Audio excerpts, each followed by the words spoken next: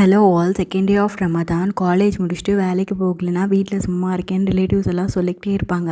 College முடித்த உடனே எப்படி வேலைக்கு போக முடியும்? இவ்வளோ நாள் ஸ்கூலுக்கும் காலேஜுக்கும் லஞ்ச் பேக் பண்ணி டிஃபன் பேக் பண்ணி அம்மா அவ்வளோ ஹெல்ப் பண்ணியிருப்பாங்க. அவங்களுக்காக வீட்டில் கொஞ்ச நேரம் இருந்து ஹெல்ப் பண்ணால் தப்பு கிடையாது. பட் சில அம்மா ஜாப் போங்க அப்படின்னு சொல்லுவாங்க. ஸோ அவங்கவுங்க சுச்சுவேஷனால் அது மாறும். பட் வீட்டில் இருக்கும்போது அம்மா தான் சமையல் செய்கிறாங்க, நீ சும்மா இருக்கேன்னு சொல்லுவாங்க. சமையல் அம்மா தான் செய்வாங்க. பட் அதுக்கு தேவையான வெஜ்ஜீஸ் கட் பண்ணுறது, மிக்சியில் அரைக்கிறது, கவுண்டர் டாப் க்ளீன் பண்ணுறது, பாத்திரம் கழுவுறது, வீடு க்ளீன் பண்ணுறது, மாப் போடுறது, துணி துவைக்கிறது, துணி மடித்து வைக்கிறது, அப்புறம் இதெல்லாம் நம்ம செய்யும் போது அம்மா ரொம்ப ஹாப்பியாக ஃபீல் பண்ணுவாங்க. அந்த ஹாப்பினஸ் பார்க்கவே ரொம்ப அழகாக இருக்கும். பட் இதையும் தாண்டி நிறையா லேடிஸ் வேலைக்கு போவாங்க. வீட்டில் இருக்க வேலையும் பார்த்துட்டு அங்கேயும் போய் வேலையை பார்ப்பாங்க. அவங்களாம் ரொம்ப கிரேட் தான்.